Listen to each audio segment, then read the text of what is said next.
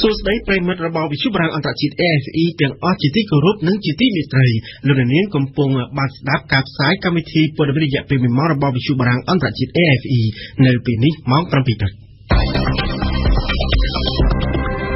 កម្មវិធីព័ត៌មានដោយវ៉ាសំណាប់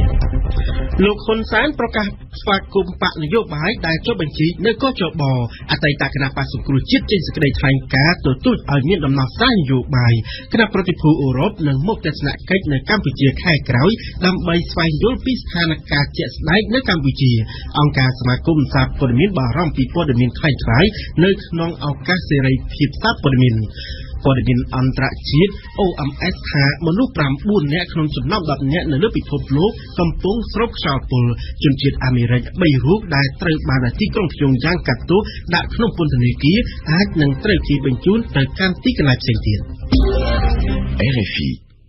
គិតត្រឹមថ្ងៃទី 2 ខែឧសភាម្សិលមិញនេះបកនយោបាយចំនួន 3 ហើយដែលបានចុះបញ្ជីនៅកោជបខណៈដែលបកនយោបាយចំនួន 16 ទៀតកំពុងតែរៀបចំឯកសារនានាដើម្បីចុះបញ្ជីចូលរួមការបោះឆ្នោតនាពេលខាងមុខនេះនៅថ្ងៃម្សិលមិញនេះប្រមុខរដ្ឋាភិបាលកម្ពុជាលោកហ៊ុនសែនបានចេញមកស្វាគមន៍ដោយបានដល់គណៈបកដែលបានចុះបញ្ជីរួចរាល់ទាំងនេះជាការស្វាគមន៍ជាមួយនឹងការស្វាគមន៍នោះលោកនាយករដ្ឋមន្ត្រីថែមទាំងបានចាត់ទុកថាដំណើរការនេះគឺឆ្លោះបញ្ចាំងពីការអនុវត្តលទ្ធិប្រជាធិបតេយ្យនៅកម្ពុជាយើងស្ដាប់សេចក្តីរាយការណ៍របស់វ៉ាន់សុគន្ធាគឺតាមរយៈទំព័រ Facebook របស់ខ្លួនលោកនាយករដ្ឋមន្ត្រីហ៊ុនសែនបានសរសេរសារស្វាគមន៍គណៈបកនយោបាយទាំងអស់ដែលបានចុះបញ្ជីគណៈបកព្រមទាំងបញ្ជីបេក្ខជនចូលឈ្មោះប្រកួតប្រជែងនៅក្នុងថ្ងៃបោះឆ្នោត29ខែកក្កដាខាងមុខនេះសម្រាប់លោកនាយករដ្ឋមន្ត្រីការចុះបញ្ជីរបស់គណៈបកនយោបាយនៅគណៈកម្មាធិការជាតិរៀបចំការបោះឆ្នោតកោជបនេះគឺបង្ហាញឲ្យឃើញច្បាស់ថាកម្ពុជាកំពុងតែគោរពនិងអនុវត្តនៅលទ្ធិប្រជាធិបតេយ្យដែលគណៈបកនយោបាយតូចធំទាំងអស់ក្នុងប្រទេសមានសិទ្ធិនិងឱកាសចូលរួមប្រកួតប្រជែងនៅក្នុងការបោះឆ្នោតដោយសេរីសារស្វាគមន៍របស់លោកនាយករដ្ឋមន្ត្រីនេះធ្វើឡើងបន្ទាប់ពីគណៈបកនយោបាយចំនួន3គឺគណៈបកប្រជាជនកម្ពុជាគណៈបកយុវជនកម្ពុជានិងគណៈបកសញ្ជាតិកម្ពុជាបានចុះបញ្ជីនៅកោជបរួចរាល់ហើយគិតត្រឹមថ្ងៃទី1ឧសភា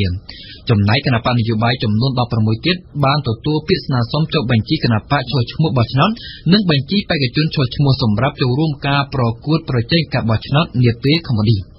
យ៉ាងណាក៏ដោយគណៈបកអំណាចខ្មែរបានប្រកាសមិនចូលរួមការបោះឆ្នោតនេះទេខណៈគណៈបកប្រជាធិបតេយ្យមូលដ្ឋាននៅស្រពេចស្រពិលនៅឡើយចំពោះការចូលរួមការបោះឆ្នោត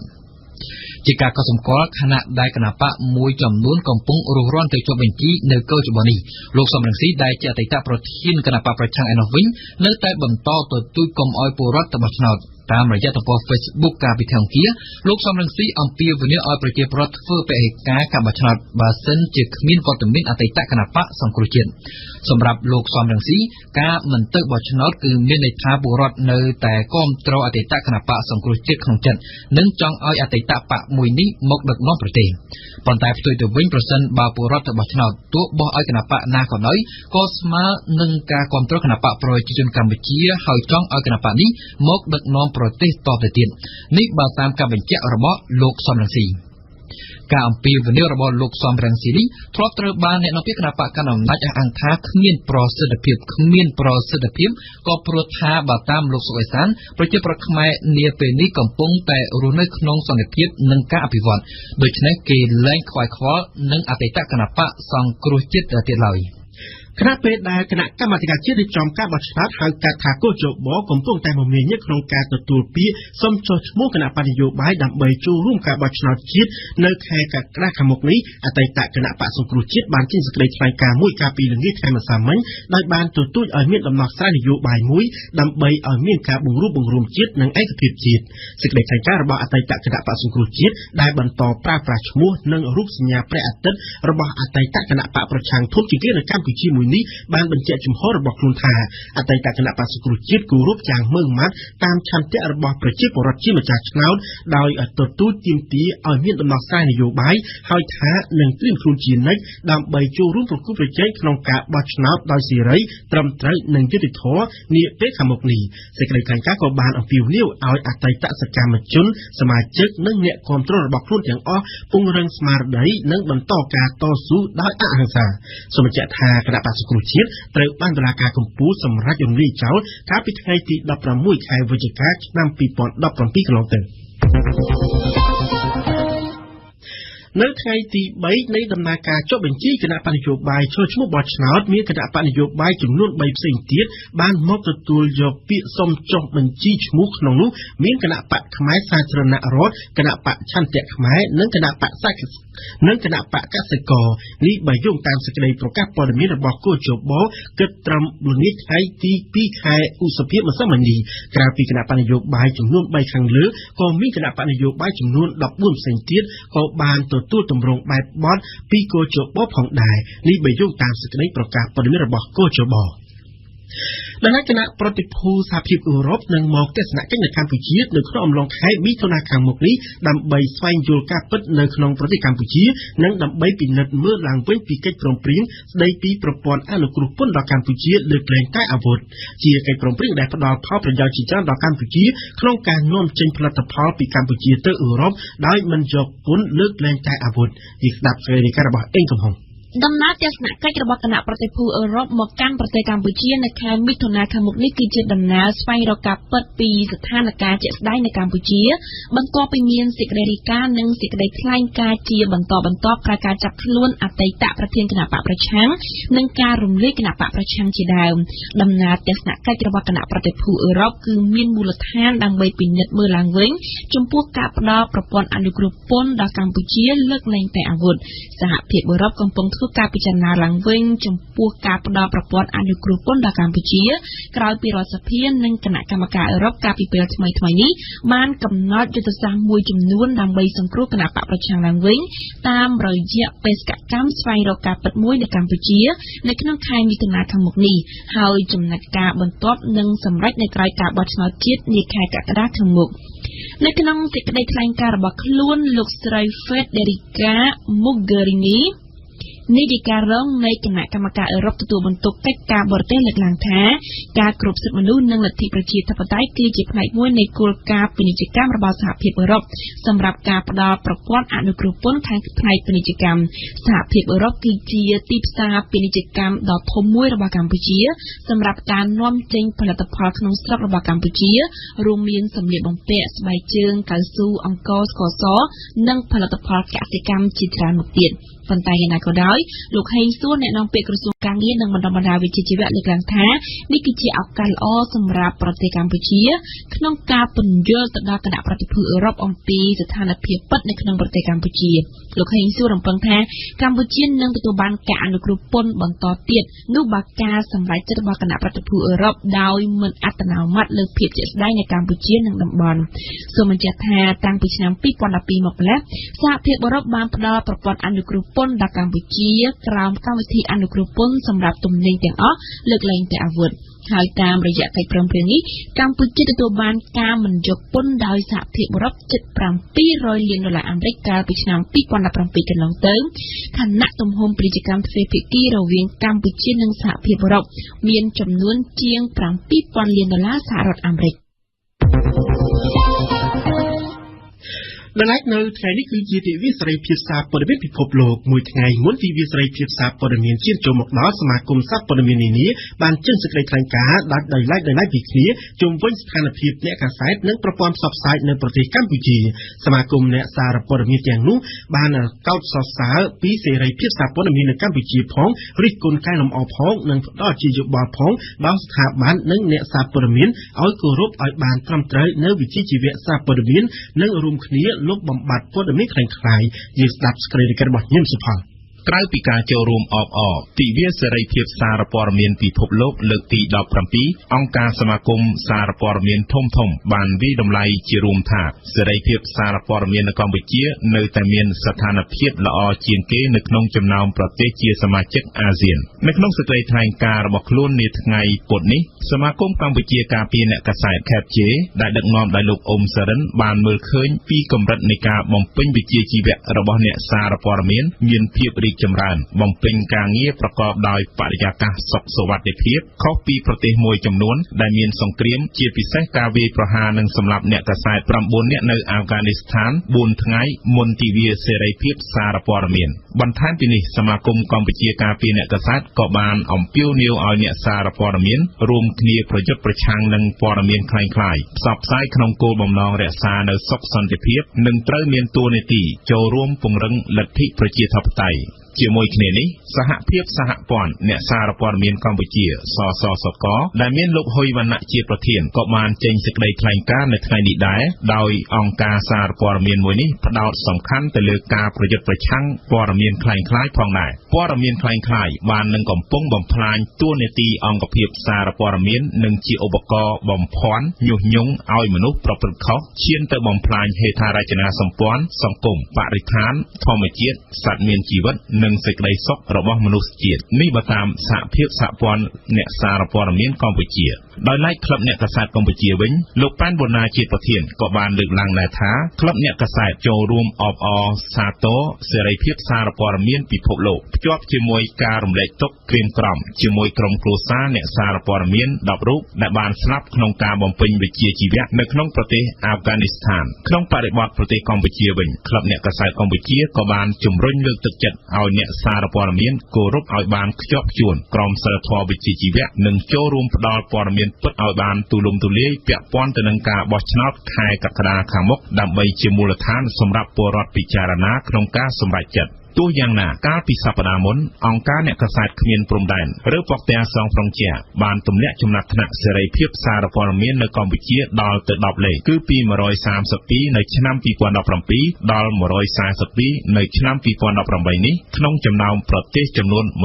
177នៅទូទាំងពិភពលោកជាមួយគ្នានេះនៅក្នុងទិវាសេរីភាពសារព័ត៌មានពិភពលោកនៅថ្ងៃនេះលោកនាយករដ្ឋមន្ត្រីហ៊ុនសែនក៏បានផ្ញើសារចូលរួមអបអរសាទរទិវានេះផងដែរនៅថ្ងៃទី3ឧសភានេះនៅឯខេត្តស្វាយរៀងកំពុងតែរៀបចំព្រះរាជពិធីបុណ្យច្រត់ព្រះនង្គ័លក្រោមព្រះរាជាធិបតីភាពរបស់ព្រះមហាក្សត្រកម្ពុជាព្រះបាទសម្ដេចព្រះបរមនាថនរោត្តមសីហមុនីប្រមុខដឹកនាំប្រសិទ្ធិរដ្ឋសភារាជរដ្ឋាភិបាលនិងមន្ត្រីជាន់ខ្ពស់រួមទាំងប្រជាពលរដ្ឋមួយចំនួនទៀតក្នុងព្រះរាជពិធីបុណ្យច្រត់ព្រះនង្គ័លនៅឆ្នាំនេះអភិបាលខេត្តស្វាយរៀងលោកប៉ែនវិបុលនិងភរិយាគឺជាតំណាងស្ដេចមាឃនិងមេហួរដែលត្រូវដង្ហែឆ្ពោះទៅកាន់ទីព្រះស្រែនៅក្នុងក្រុងខេត្តស្វាយរៀង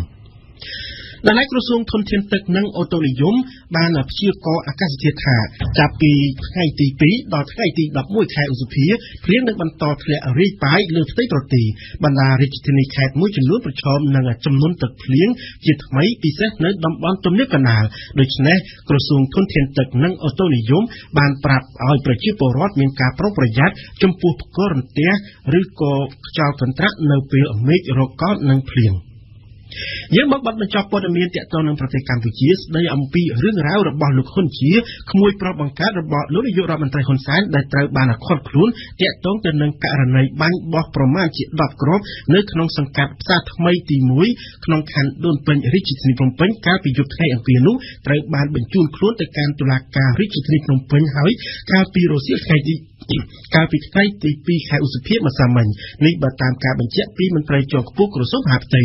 លោកសុកខេមរិនប្រធាននាយកដ្ឋាននគរបាលព្រហ្មទណ្ឌនៃក្រសួងមហាផ្ទៃបានអះអាងប្រាប់កាសែតភ្នំពេញប៉ុស្តិ៍នៅព្រឹកមិញនៅមុននេះថាឥឡូវនេះកម្លាំងរបស់ក្រសួងមហាផ្ទៃបានកសាងសំណុំរឿងបញ្ជូនទៅកាន់តុលាការរួចហើយដោយលោកបានបញ្ជាក់ថាក្នុងអំឡុងពេលនេះអ្នកណាក៏ដោយឲ្យតែផ្ទុះអាវុធគឺច្បាប់ចុកហើយលោកដោយឡែកលោកជួនសវណ្ណអគ្គស្នងការរងនគរបាលជាតិនិងជាស្នងការនគរបាលរាជធានីភ្នំពេញបានឲ្យដឹងថាសមត្ថកិច្ចនគរបាលក្រសួងមហាផ្ទៃបានធ្វើការឃាត់ខ្លួនលោកហ៊ុនជាកាលពីព្រឹកថ្ងៃពុធលោកបានថ្លែងថានគរបាលរាជធានីភ្នំពេញបានឃាត់ខ្លួនគាត់តែវាសមត្ថកិច្ចរបស់ក្រសួងមហាផ្ទៃដោយឡែកតាមព័ត៌មានសេចក្តីរាយការណ៍ចុងក្រោយនឹងពេលកន្លងមកនេះឃើញថាតុលាការក្រុងភ្នំពេញបានកាត់ទោសលោកហ៊ុនជាឲ្យជាប់ពន្ធនាគាររយៈពេល18ខែយើងសូមងាកមកជម្រាបជូនពីព័ត៌មានអន្តរជាតិវិញដោយផ្ដើមចេញពីព័ត៌មានស្តីពីអាកាសធាតុ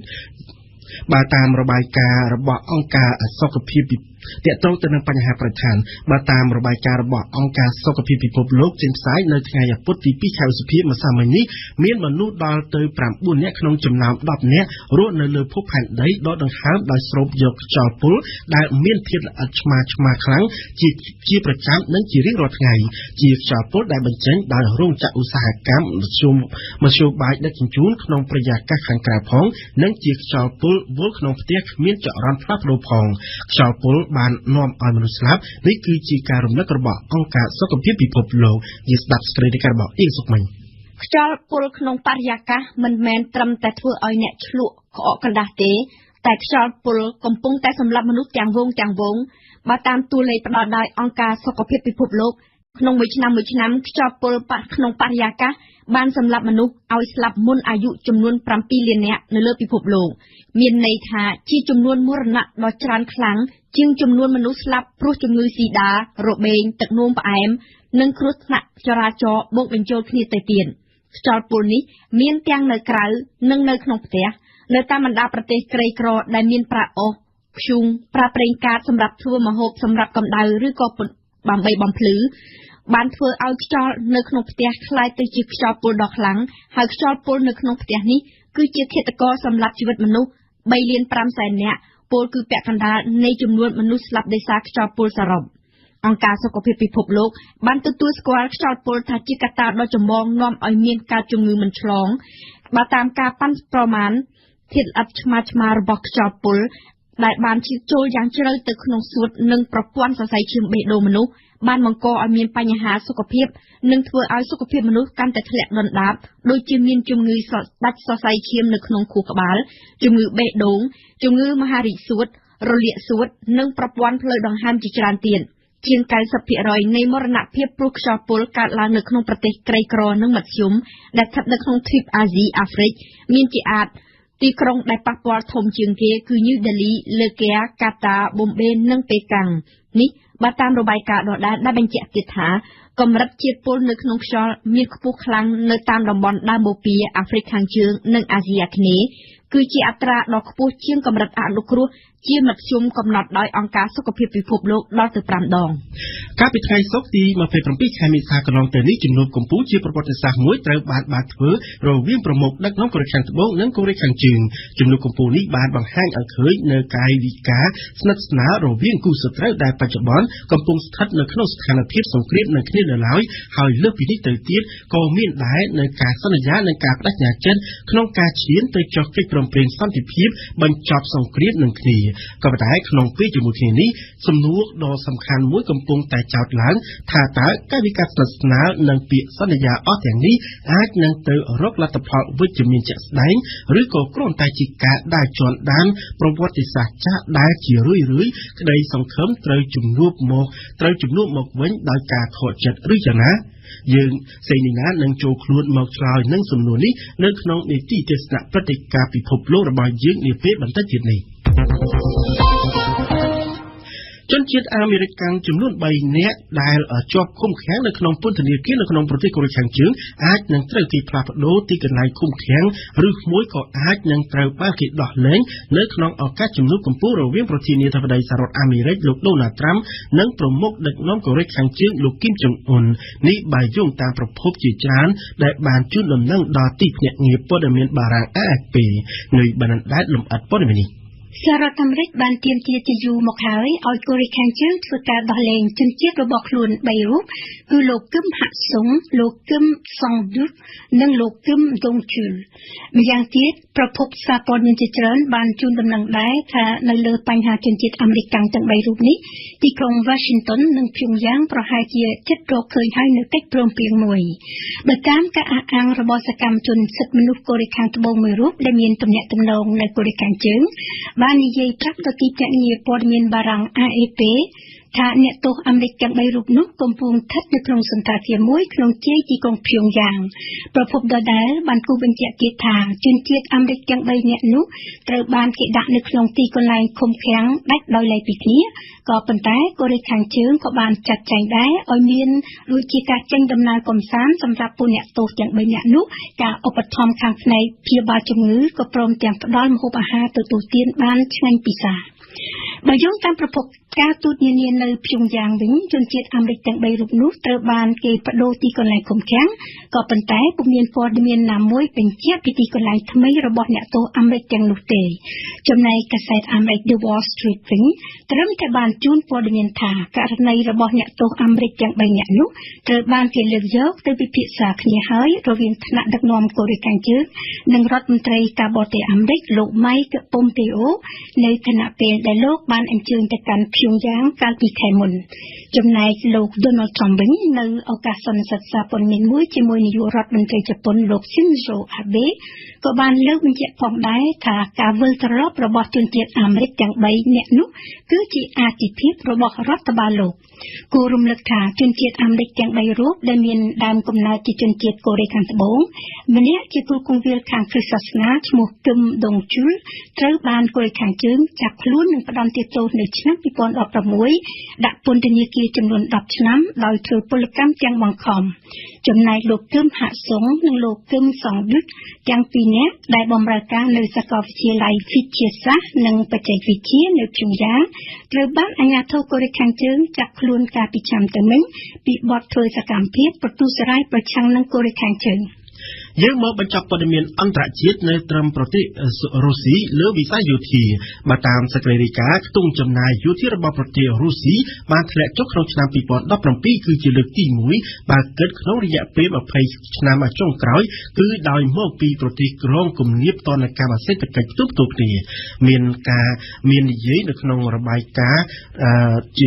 ការពីថ្ងៃពុធដោយវិទ្យាស្ថានអន្តរជាតិស្រាវជ្រាវបញ្ហាសន្តិភាពដែលស្ថិតនៅក្នុងទីក្រុងស្តុកហុលហៅកាត់ថាស៊ីព្រីយើងស្ដាប់កាយយាពីទីក្រុងមស្គូប្រទេសរុស្ស៊ីដែលមានថវិកាយោធាជាប់លេខ3ក្នុងឆ្នាំ2016បានរំកិលចុះដល់លេខ4ក្នុងឆ្នាំ2017ខ្ទង់ចំណាយយោធាប្រទេសនេះបានធ្លាក់អស់ដល់ទៅ 20% មកនៅត្រឹម $66,300 លានការធ្លាក់ចុះលើកមុននៃខ្ទង់ចំណាយនេះត្រូវបានកត់ត្រាតាំងពី20ឆ្នាំមុនម្លេះគឺក្នុងឆ្នាំ1998ដែលកាលនោះមកពីវិបត្តិហិរញ្ញវត្ថុធ្ងន់ធ្ងរនៅរុស្ស៊ីការធ្វើទំនើបកម្មផ្នែកយោធាបន្តស្ថិតនៅជាអាទិភាពប៉ុន្តែថវិកាយោធាបានរួញខូចទៅបណ្ដាលមកពីសេដ្ឋកិច្ចឆ្លងកាត់ភាពលំបាកតាំងពីឆ្នាំ2014មកឆ្នាំដែលប្រជាពលរដ្ឋនាំគ្នាចាប់ផ្ដើមដាក់ទណ្ឌកម្មរុស្ស៊ីដែលជាប់ចោទថាបង្កឲ្យមានវិបត្តិក្នុងប្រទេសអ៊ុយក្រែនជិតខាងសេចក្តីនេះពន្យល់បំភ្លឺដល់អ្នកស្រាវជ្រាវនៃវិទ្យាស្ថានអន្តរជាតិស្រាវជ្រាវបញ្ហាសន្តិភាពស៊ីព្រីលោកស៊ីមុនវេសេម៉ាន់មកទល់ឆ្នាំ2016ថវិការុស្ស៊ីដែលឧទ្ទិសដល់វិស័យការពារប្រទេសតែបានផ្សំឡើងតាមរយៈការកាត់បន្ថយខ្ទង់ចំណាយសម្រាប់វិស័យផ្សេងបែបយ៉ាងវិស័យអប់រំឬហេដ្ឋារចនាសម្ព័ន្ធម្ល៉េះហើយបានជាឥឡូវរុស្ស៊ីលែងអាចទ្រទ្រង់ខ្ទង់ចំណាយយោធាឲ្យនៅកម្រិតខ្ពស់ឬបង្កើនវាថែមទៀតឡើយអ្នកស្រាវជ្រាវនោះក៏សម្គាល់របាយការណ៍ស៊ីព្រីលេចចេញមកនៅចំពេលដែលការប្រជុំមុខដាក់គ្នារវាងបច្ចេកលោកនិងម៉ូស្គូឡើងដល់កម្រិតមិនធ្លាប់មានតាំងពីសង្គ្រាមត្រជាក់បានចប់ទៅជាពិសេសក្រោយពីមានការបំពុលកាលពីថ្ងៃ4មីនានៅប្រទេសអង់គ្លេសអតីតភ្នាក់ងារឆ្លូបការរុស្ស៊ីឈ្មោះ Sergei Skripal ដែលតែងបានលួចយកការឲ្យក្រុងឡុងនឹងការវាយប្រហារដោយសាររដ្ឋអាមេរិកបារាំងអង់គ្លេសថ្ងៃ14មេសាទល់នឹងរបបក្រុងដាម៉ាស់ជាសម្ព័ន្ធមិត្តម៉ូស្គូជាប់ចោទក្នុងការប្រើអាវុធគីមីប្រឆាំងបណ្ដាជនស៊ីវិលអំពីការចំណាយយោធាក្នុងលោកស៊ីព្រីបានឲ្យដឹងថា29ប្រទេសប៉ះសម្ព័ន្ធអូតុងក្នុងឆ្នាំ2017បានចំណាយអស់$900,000 លានឬ 52% នៃការចំណាយយោធាសរុបចំណែក7ប្រទេសធំពលគឺចិនអារ៉ាប៊ីសាអូឌីតរុស្ស៊ីឥណ្ឌាបារាំងអង់គ្លេសជប៉ុនក្នុងឆ្នាំ2017បានចំណាយសរុបទៅតែ$578,000 លានគឺតិចជាងសហរដ្ឋអាមេរិកតែម្នាក់ឯងដែលមានទឹកប្រាក់ដល់ទៅ$610,000 លានជាការកត់សម្គាល់ខាងខ្ទង់ចំណាយយោធាបើអារ៉ាប៊ីសាអូឌីតច្រើនរុស្ស៊ីឲ្យធ្លាក់ពីលេខ3ទៅលេខ4នោះឥណ្ឌាជាដណ្ដើមបានចំណុចថ្នាក់ទី5ដោយច្រើនបារាំងឲ្យធ្លាក់ដល់លេខ6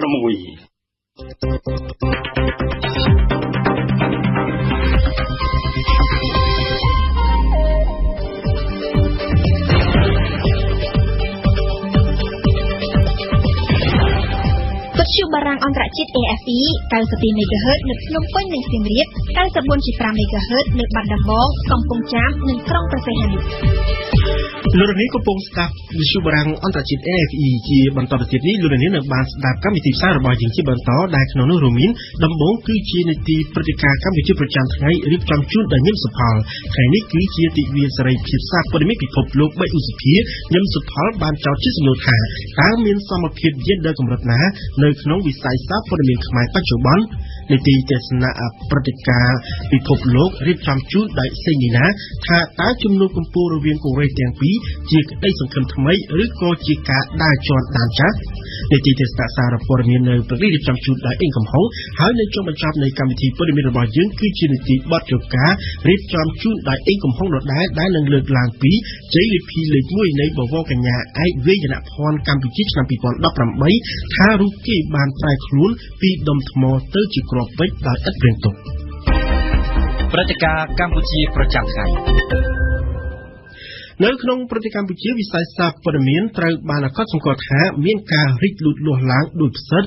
ក៏ប៉ុន្តែសារព័ត៌មានដែលមានដំណើរការនិងបំពេញតួនាទីជាអ្នកផ្ដល់ព័ត៌មានដល់សាធារណជនពិតប្រាកដមានតិចតួចណាស់ជាមួយគ្នានេះអ្នកសារព័ត៌មានដែលបានចុះឈ្មោះនៅក្រសួងព័ត៌មានមានប្រមាណជា 75,000 នាក់ក្នុងចំណោមនេះចំនួនស្ត្រីជាអ្នកសារព័ត៌មានក៏ត្រូវបានគេមើលឃើញថាមិនច្រើនប៉ុន្មាននោះដែរក៏ប៉ុន្តែថ្មីនេះចំនួនអ្នកកាសែតជាស្ត្រីហាក់មានការកើនឡើងតើនៅក្នុងវិស័យសារព័ត៌មានកម្ពុជាអាចមានសមភាពយ៉ាងណាខ្លះយើងស្ដាប់សេចក្តីរបស់ញឹមសុផល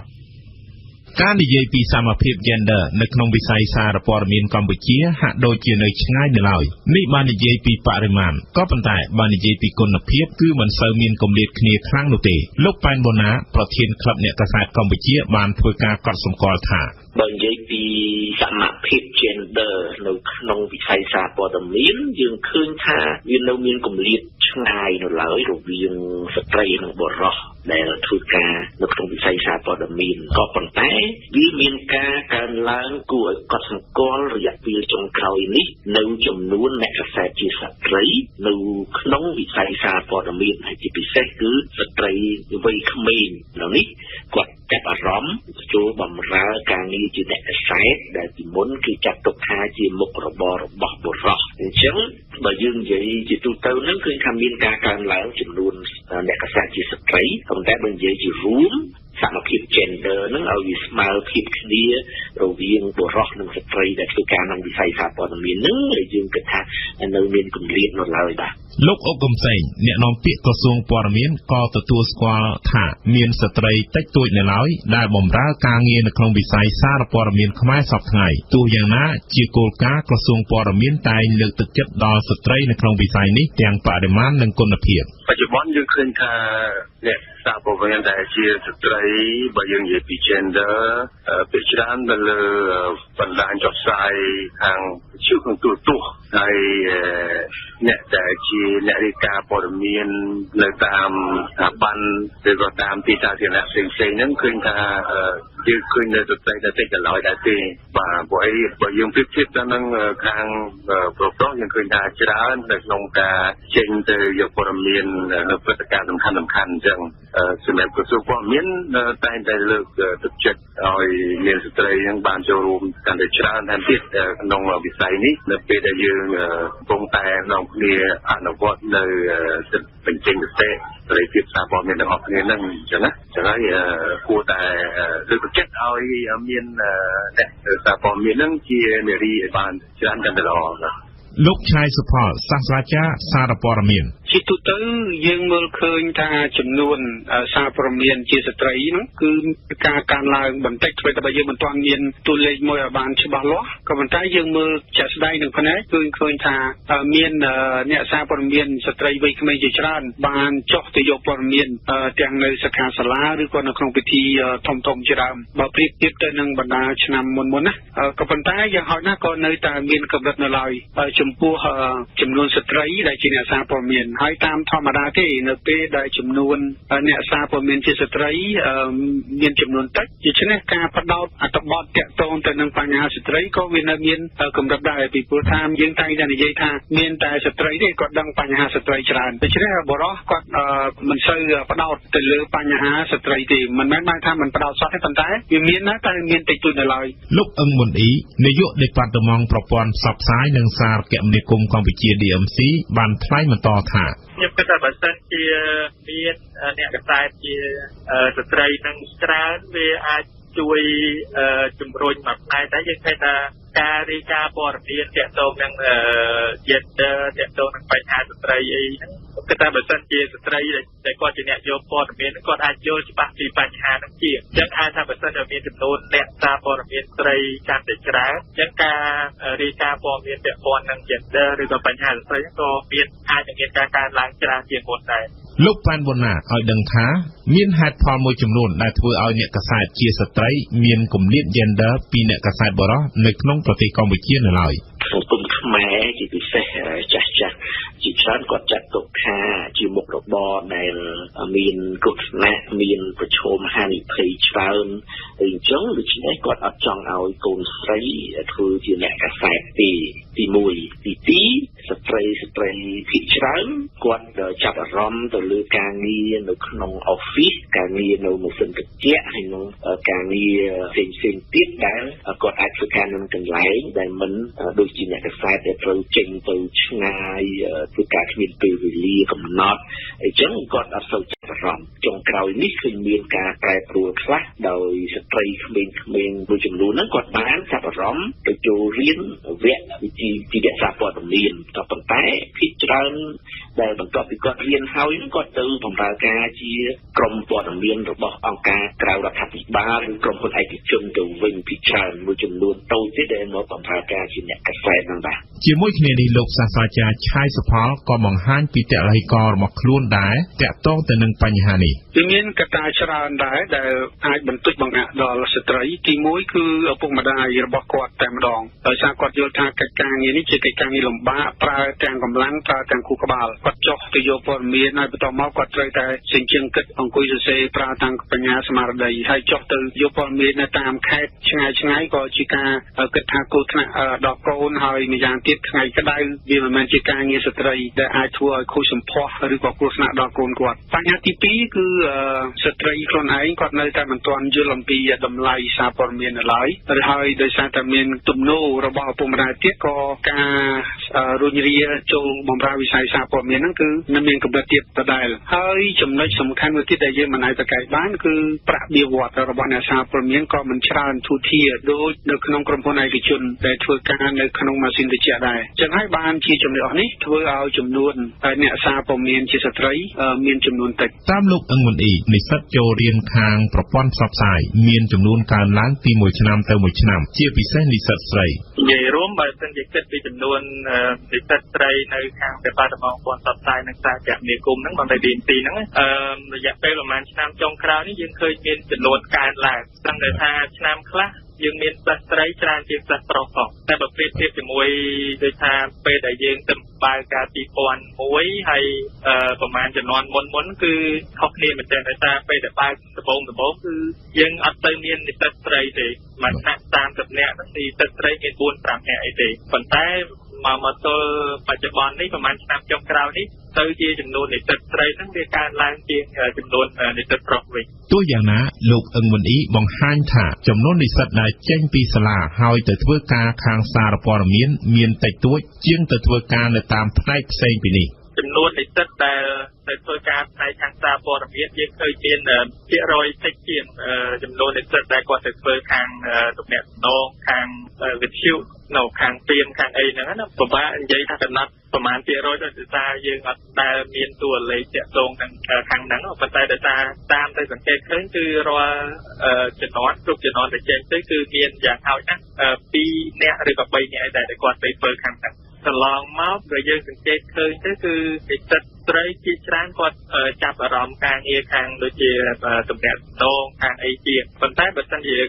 មើលទៅនិស្សិតដែលថាគាត់ទៅធ្វើខាងសារព័ត៌មានមកក៏មានដែរមួយចំនួន អាចមានមួយមានអីមានតែគាត់ថាតិចតួចចំនួនបើសិនជាយើងមើលជាក់តែបើតាមសង្កេតផ្ទាល់ខ្លួនគឺតាមចំនួនមានការកើនឡើងប៉ុន្តែបើនិយាយពីសមភាពវានៅអត់ទាន់ស្មើគ្នាទេលោកឆៃសុផលវិញបានមើលឃើញថាអាចនឹងមានការប្រែប្រួលទៅថ្ងៃខាងមុខជុំវិញសមភាព gender នៅក្នុងចំណោមអ្នកកាសែតខ្មែរកន្លងមកនេះគឺអ្នកសារព័ត៌មានធ្វើតែមិនមានស្ត្រី